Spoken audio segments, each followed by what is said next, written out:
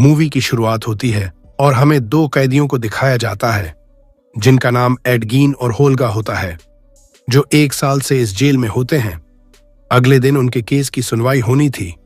Add गीन होल्गा से कहता है कि जज के ग्रुप में हमारा एक साथी है जो हमें आजाद करने में मदद करेगा, जिसका नाम जॉनथन होता है। अगले दिन वे लोग सुनवाई की जगह पर पहुंचते हैं, पर उनका दोस्त अभी तक नहीं आया होता है। तब एडगिन जज से जॉनथन के बारे में पूछता है, तो वे बताते हैं कि जॉनथन अभी रास्ते में है। तुम अपने गुनाहों के बारे में बताओ, जिस पर एडगिन कहता है कि मैं पहले चोर नहीं था।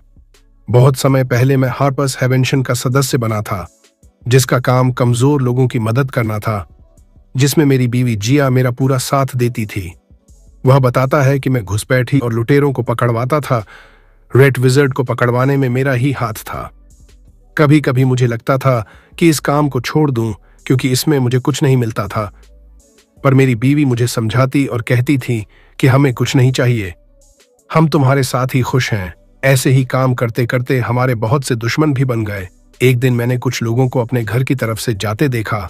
तब मैं दौड़कर अपने घर गया, तो वहां पर मैंने अपनी बीवी को घायल अवस्था में देखा, पर उसने हमारी बेटी को छुपा दिया था, जिससे उसे कुछ नहीं हुआ। पर मेरी बीवी बच नहीं पाई। उसके मरते ही मैंने अपनी कसम तोड़ दी और अपना काम छोड़ दिया। मैं अपनी बेटी को लेकर इधर उधर भटक रहा था। तब मेरी मुलाकात होल्गा से होती है। उसने मेरी बेटी पर दया करके मुझे अपने साथ ले लिया। दरअसल होल्गा के बिरादरी के लोग उसे अपने गांव से भगा दिए थे, क्योंकि उसने अलग बिरादरी के लड़के से प्यार कर लिया था। हम लोग एक साथ रहने लगे। मैं उसे अपनी बहन की तरह मानने लगा। हमारे पास कोई काम न होने के कारण हम लोग चोरियां करने लगे। एक दिन होल्गा को एक जादुई लॉकेट मिली। उसने उसे मेरी बेटी कीरा को पहना दी। अब हम कीरा को भी अपने साथ चोरी करने ले जाने लगे। वह लॉकेट की मदद से आसानी से सामान चुरा लेती थी। धीरे धीरे हमारी एक टीम बन गई, जिसमें साइमन, जो एक जादूगर, और फोर्ज नाम का एक ठग शामिल हो गया। एक दिन एक जादूगरनी जिसका नाम सोफीना था, वह हमारे पास आई। उसने हमें एक खजाने के बारे में बताया। मैंने पहले वहां चोरी करने से मना कर दिया, पर फोर्ज ने कहा कि उस खजाने में एक ऐसी चीज है जिसका नाम टैबलेट ऑफ रिवेकनिंग है, जो किसी भी मरे हुए इंसान को जिंदा कर सकता है। मैंने सोचा कि उस टैबलेट की मदद से मैं अपनी बीवी को वापस पा सकता हूं। तब मैं अपनी बेटी को घर पर ही छोड़कर हम खजाने की जगह पर पहुंच गए और चीजों को लूटने लगे। सोफीना ने वहां से एक जादुई चीज उठाई। मैंने उस टैबलेट को उठाया, पर थोड़ी देर बाद उस टैबलेट में लगा धागा टूट गया और वहां पर सिपाही आ गए, जिस पर सोफीना अपनी शक्ति से समय को धीमा कर देती है, जिसमें होल्गा के साथ मैं भी फंस जाता हूं। तब मैं टैबलेट फोर्स को देकर कहता हूं कि कीरा का ध्यान रखना। एडगिन कहता है कि यह सब मैंने अपनी बेटी के लिए किया। एडगिन की कहानी सुनने के बाद जज जब फैसला सुनाने वाले होते हैं, तभी वहां पर जॉनथन आ जाता है, जो एक पक्षी होता है। उसी समय एडगिन और होल्गा उसे पकड़कर छत के नीचे कूद जाते हैं और तेजी के साथ नीचे गिरने लगते हैं, पर जॉनथन उन्हें उड़ाकर एक दूसरी जगह पर गिरा देता है। वे दोनों वहां से भागते भागते सीधा अपने घर आ जाते हैं, पर वहां पर कोई भी नहीं होता है, ना उसकी बेटी, ना फोर्स और ना ही साइमन। फिर वह लोग एक दुकान पर जाते हैं और खाना खा रहे होते हैं। होल्गा कहती हैं कि फोर्स कीरा को कहां ले गया होगा। तभी एडगिन एक कागज पर फोर्स की तस्वीर देखता है, जिसमें लिखा होता है कि वह नेवरविंटर का राजा बन गया है। तब वे तुरंत वहां से नेवरविंटर की तरफ चल देते हैं और कुछ समय बाद वहां पहुंच जाते हैं। एडगिन पूछता है कि यहां इतनी भीड़ क्यों है, जिस पर होल्गा बताती है कि कुछ दिनों में यहां हाइएंशन गेम होने वाला है, जिसमें दूर दूर देशों से बहुत से लोग आने वाले हैं। उसी की तैयारी चल रही है। वे लोग महल में पहुंचकर फोर्स का इंतजार करने लगते हैं। कुछ देर बाद कीरा वहां आती है, जिसे देखकर दोनों बहुत खुश हो जाते हैं। फोर्स वहां आकर उन दोनों से मिलता है। फिर फोर्स उन्हें अंदर ले जाता है और उनसे पूछता है कि तुम लोग बहुत जल्दी छूट गए, जिस पर एडगिन कहता है कि हमारे अच्छे बर्ताव के कारण हमें जल्दी छोड़ दिया गया। फिर एडगिन फोर्स से कहता है कि हमें वह टैबलेट और कीरा को दे दो, हम यहां से चले जाएंगे। जिस पर कीरा कहती है कि आप सिर्फ उस कीमती टैबलेट के लिए यहां आए हैं। तभी वहां पर सोफिना आ जाती है, जिसे देखकर वह दोनों आश्चर्य हो जाते हैं। तब एडगिन कहता है कि नहीं, मैं तुम्हारे लिए आया हूं। दरअसल उस चोरी के बाद से फोर्स कीरा के अंदर एडगिन के खिलाफ नफरत भर दिया था। उसने कीरा से कहा था कि एडगीन दौलत के लिए तुम्हें छोड़कर कहीं दूसरे जगह चला गया, जिससे कीरा एडगीन से नफरत करने लगी थी। फोर्स कहता है कि बेटा यह झूठ बोल रहा है। तब कीरा वहां से चली जाती है। एडगिन कहता है कि वह टैबलेट मुझे दे दो, जिस पर फोर्स उसे टैबलेट देने से मना कर देता है। तब होल्गा और एडगिन उसे मारने जाते हैं, तो सोफीना अपनी शक्ति से उन्हें बालू के दलदल में फंसा देती है। फोर्स सिपाहियों को हुक्म देता है कि इन्हें ले जाकर मार दो। जब सिपाही उन्हें लेकर महल के बाहर आते हैं और उन्हें मारने वाले होते हैं, तब वे दोनों सिपाहियों को मारकर वहां से भाग जाते हैं। तब एडगिन कहता है कि मेरी बेटी को बचाने के लिए हमें एक टीम बनानी होगी, जिस पर होल्गा कहती है कि हमारे साथ फोर्स के खिलाफ कौन लड़ेगा। तब एडगिन कहता है कि चलो पहले साइमन के गांव चलते हैं। अगली सीन में हमें साइमन को दिखाया जाता है, जो जादू का खेल दिखा रहा होता है और उसके साथ वहां पर बैठे लोगों की चीजों को भी चुरा रहा होता है। तभी उसकी नजर एडगिन और होल्गा पर पड़ती है और उसका ध्यान भटक जाता है, जिससे सभी लोगों को उसके चोरी का पता चल जाता है और वह लोग उसे मारने लगते हैं, पर वह अपनी शक्ति से वहां से उड़ जाता है। एडगिन और होल्गा उसे लेकर वहां से भाग जाते हैं।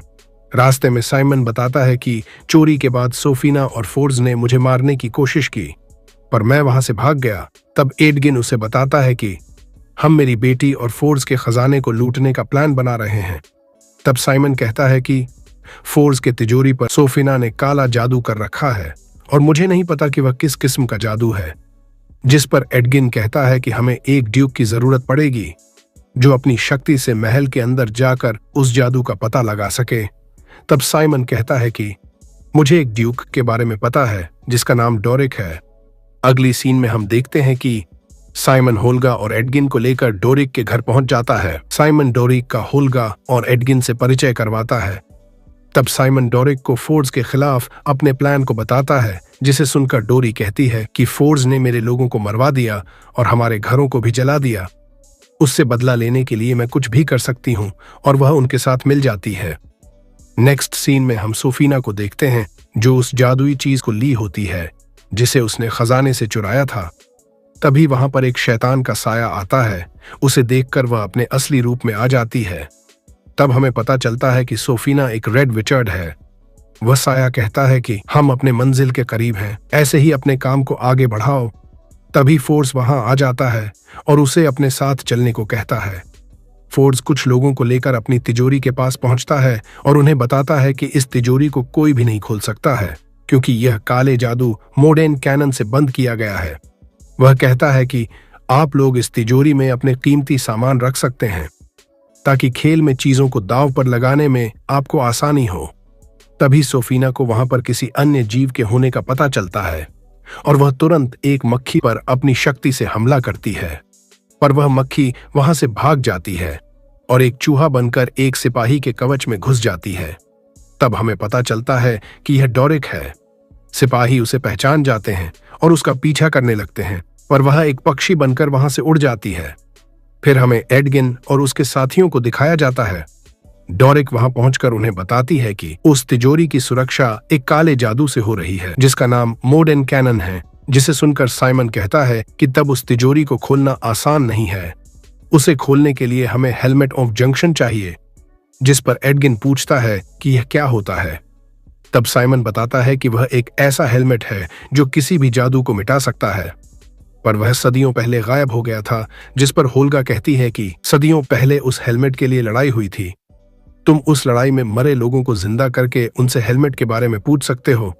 तब साइमन कहता है कि मेरे पास एक टोकन है, जिसकी मदद से मैं मुर्दों को कुछ समय के लिए जिंदा कर सकता हूं। फिर वे लोग तुरंत उन मुर्दों के कब्रिस्तान की तरफ चल देते हैं और कुछ दिन बाद वहां पहुंच जाते हैं।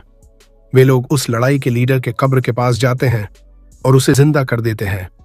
एडगिन उससे उस हेलमेट के बारे में पूछता है, जिस पर वह बताता है कि उस लड़ाई में हमारी सेना हार रही थी।